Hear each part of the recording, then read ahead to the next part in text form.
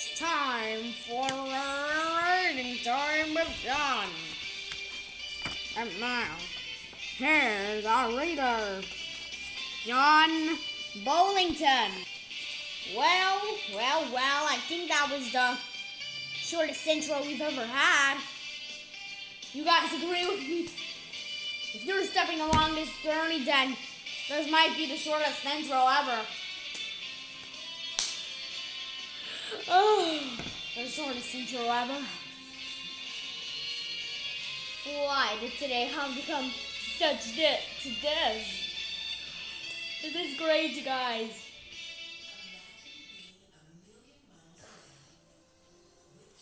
Oh,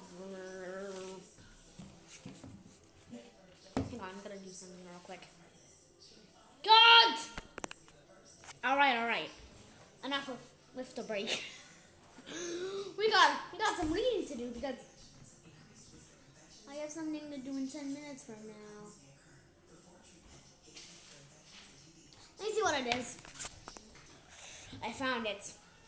I guess it's been delayed back 30 minutes, so this video can be like 45 minutes long if I want to. We can just sit and talk here all day. Oh, nah. Oh, man.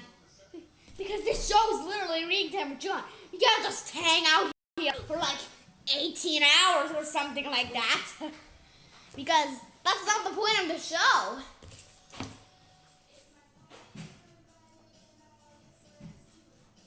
Where is it? There. Boom. What the? What was that still playing?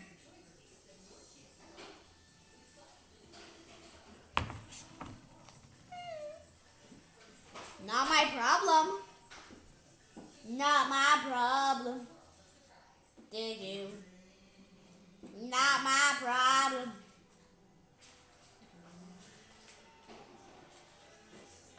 Where, oh where is that honey mustard bear?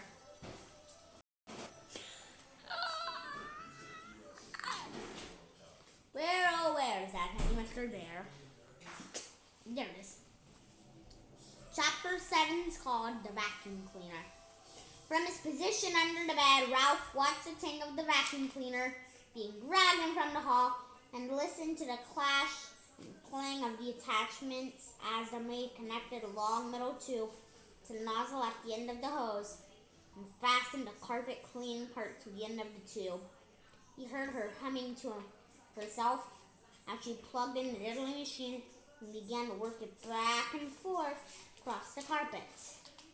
If you could just imagine that in your head as a mouse, that'd be incredible. Quite the incredible.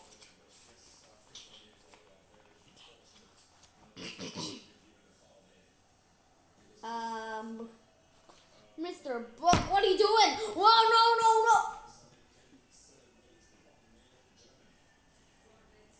This might just be reading time with John, but I guess the book's job is to make you all laugh, I guess.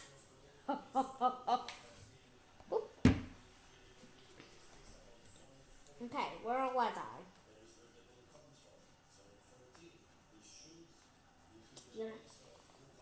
Okay, there we go. It's nice she's so happy, thought Ralph bitterly as she watched the hungry machine devour dust and that lay in its path. The maid's feet in white sneakers moved across the room until, without bothering to bend down and see where she was cleaning, he shoved the attachment under the bed. It slid closer and closer to Ralph. To be on the safe side, pushed the motorcycle farther and reached the machine, but he dared not take his eyes off the attachment for even an instant. He shuddered it watched gobble dust mouse, but even as she shuddered, he was fascinated by the power of the motor. The man began to sing, "I'll give you to my a paper of pins, for that's where my love begins." The attachment fell off the end of the long tube, but the maid, whose thoughts were elsewhere, didn't notice. Didn't notice. Did not notice, I meant. I like to use contractions a lot. Why can't you guys even see my face? Oh, I think I see why. He chose in the wrong direction today.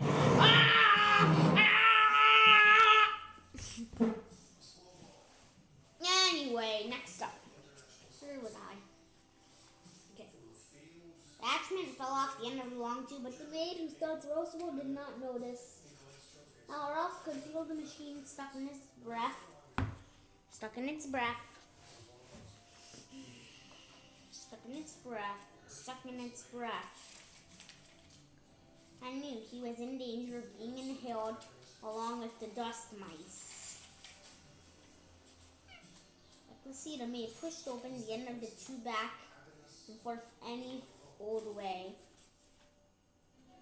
There was no guessing which way it would go next.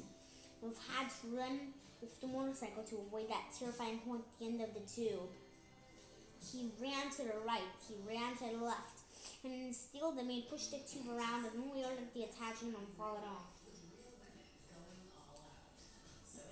Suddenly the maid drew down the tube but did not turn off the motor. The tube landed for bumping and bouncing. As before Ralph realized what was happening, the awful machine had inhaled its tail, found himself being pulled by suction across the carpet. Help! He could not keep from squeaking. No one could hurt him above the roar of the machine. He just managed to catch the rear wheel of the motorcycle as he was sucked along the carpet. He hung on with all of his strength. The machine, which was strong enough to suck up a mouse, was not strong enough to suck up a mouse in a motorcycle. Ralph lay there on his stomach, hanging on for dear life. And feeling his whiskers and furs, went back toward the machine. From his position in, Ralph could see the girl standing in front of the flusher. She was smiling at herself in the mirror and arranging her hair. Remained no doubt of the busboy. Of the spirit, there was no telling how long she'd stand there in that silly way. With the vacuum cleaner motor making so much noise. The housekeeper was sure to think she was busy working. Ralph felt his paws beginning to slip. He did not know how much longer he could hold out against the machine. He had to think of something and think of it fast. Every bit of string he had left in his body. He clung to the wheels of the motorcycle with his left paw. He moved his right paw up to the exhaust pipe. He could just manage to pull himself along until he could get onto the motorcycle. Bit by bit, hand over hand, he dragged himself forward along the exhaust pipe. He knew he was making progress when he could see part of his tail once more. He reached back and yanked his tail tube.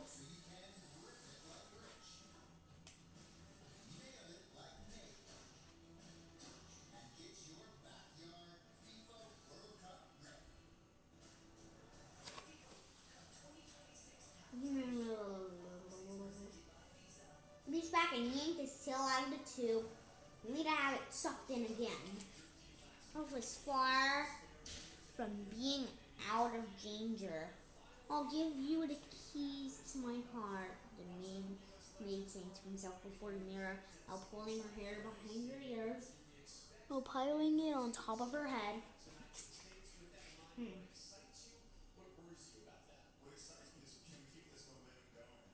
Now, with a desperate struggle under the bed. Once, Ralph's paw slipped from the exhaust pipe and thought he was a goner until he caught the rear wheel in time to save himself. So he moved forward until his entire tail was free! Things were easier and he could brace his hind foot against the spokes of the rear wheel. Slowly he rose, clinging to the machine until he was able to grasp the hand grips and throw his leg over the seat. Ralph felt considerably safer sitting on the motorcycle and very much pleased with himself for having outwitted the vacuum cleaner. He was quite sure by now that the maid would have never bothered to look under the bed.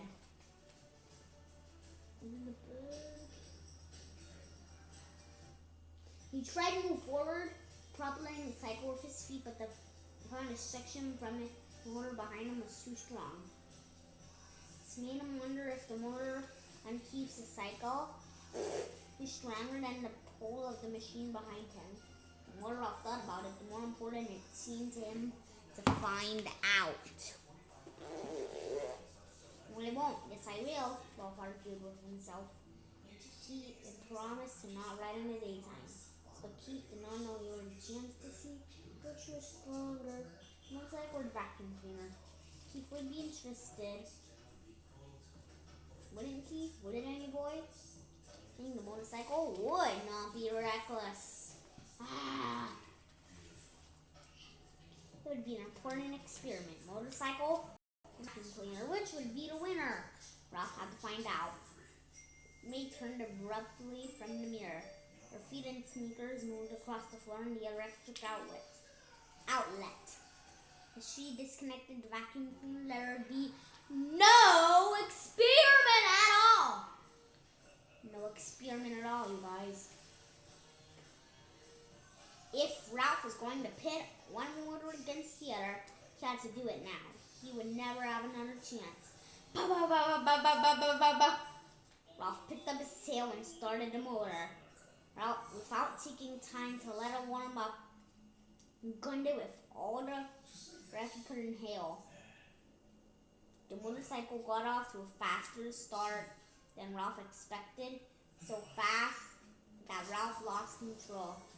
He shot out from under the bed just as the vacuum cleaner died with a long, drawn-out groan. Suddenly, everything went white, and Ralph found himself bumping along in a strange, ghostly place, all white and made of cloth that seemed to be closing in on him from every direction. Yeah. Ralph had been straight into a pillowcase thrown on a heap of laundry. The maid had dropped on the floor, and the opening of the pillowcase had fallen shut behind him. Ralph had no idea which way was out. He dismounted from the motorcycle and beat at the cloth with his fists, but everywhere he struck was soft and yielding. He stamped his feet only to have the cloth give softly and silently beneath him.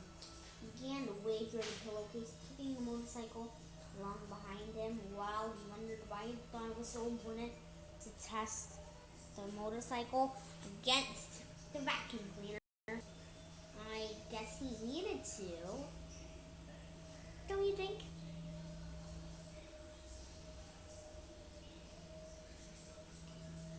The light filtered through unknown layers of cloth. It was dim and he sank to his knees in bed, lying with every step.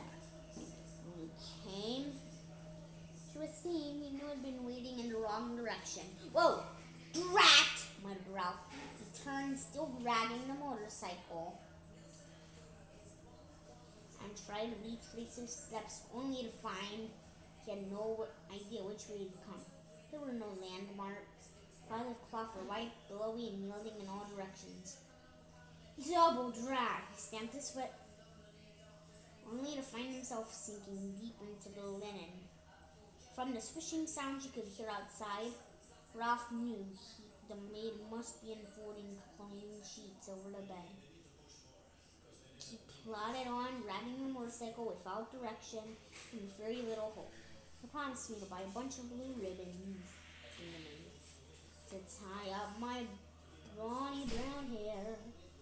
Down the hall, the door opened. Ralph heard a muffled woof. In a moment, a click of a small dog's toenails on the bare floor, the edge of the hall carpet, followed by sniffing that was dangerously close. The little terrier began to bark. I know you're in there, he yipped. Stick your tongue in the Bible, your fingers out. Not me. Will you? You just wait. Paws began to scrape At the sheets and pillowcases, used the dog were trying to dig a hole. Ralph decided it was wiser to not talk back to the dog. He uttered its grace, scarcely breathing against the motorcycle. "Oh, hello, you cute little thing," said the maid, feeling to Ralph that she was even sillier than he thought. As if there were anything cute about a terrier that could certainly see through its own hair. The dog went on yapping a bit self-consciously.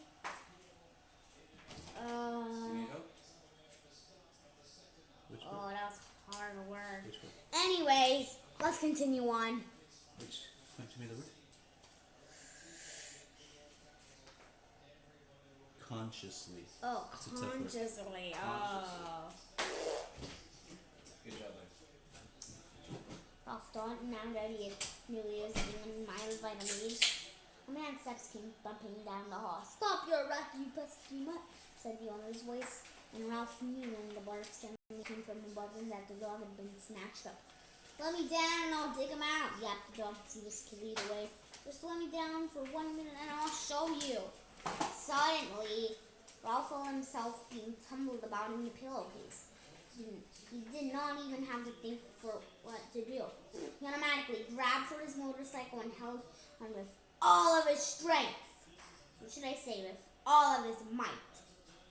Even though he had been tipped upside down with his feet in the air, Ralph knew he was being lifted up inside the bundle of bed linen and carried down the hall. He lay still, his front paws walked around the front wheel of the motorcycle, waiting to see what would happen next. The maid walked a short distance to what Ralph judged to be the linen room, and there she dumped off her old armload of bedding before she went off to clean another room. Ralph was deep in the hamper, where no light was filtered at all. These sheets and pillowcases were on their way to the laundry. Since he had no wish to be laundered, any more than he had wished to be thrown out of the trash, there was only one thing for him to do: start chewing. Ralph looked into the pillowcase. He shoved deep, and in no time he made a rag hole with his garage grill. He tried to pull the motorcycle after him, and he discovered the hole was too small. He had to stop and chew it bigger before he could pull the machine along with him. Ralph chewed through another layer of cloth, and then another, as he worked his way upward, each time enlarging the hole for the motorcycle. His jaws began to itch, and still another layer of cloth lay ahead. This time make a damp bath towel. Jim make slow chewing. Ralph was forced to make a decision. Did he want to save his life? Or did he want to be carried off to the laundry with the motorcycle? There was only one answer. He wanted to save his life. He must abandon the motorcycle. With aging jaws, Ralph chewed onward and upward, moving faster now that he was making mouth-sized holes instead of motorcycle-sized holes. The bath towel had an unpleasant fur taste in his mouth. Gradually, life began to filter through the cloth, until finally, when Ralph thought he could not force his jaws into one more mouthful of fiber, he emerged into daylight at the top of the hamper. "Whew!" Ralph gasped, rubbing his aching jaws and wading across the sheets to the edge of the hamper. He leaped lightly to the floor and, hugging the baseboard, scurried down the hall to ring 2:15. He flattened himself and squeezed under the door. Safe but exhausted and filled with remorse at the loss of Keith's motorcycle, Ralph dragged himself off the mountain to catch up on the sleep he should have had that day. And Chapter 7 done. So, bye-bye!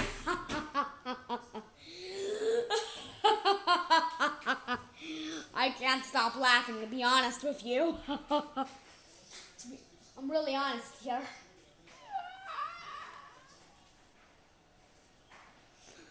Oh goodness. But but this is it. That's gonna be it for episode 7. And this has been season 2, episode 7, and episode 14 overall of Reading Time with John. Until then, I'm John Bollington, but 4 other people aren't. 3 of those goners. Goodbye. Goodbye.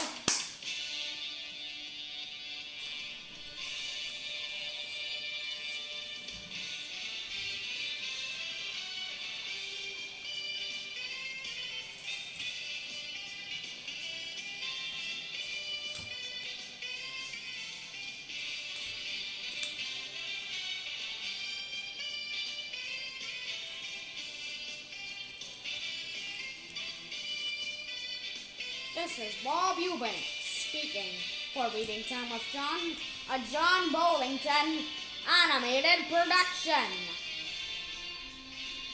This program was pre-recorded. This is Bob Eubanks saying good day from Reading Time with John. Whoa.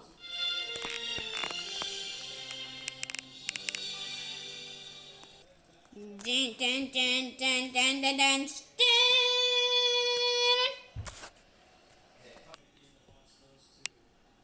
Whoa!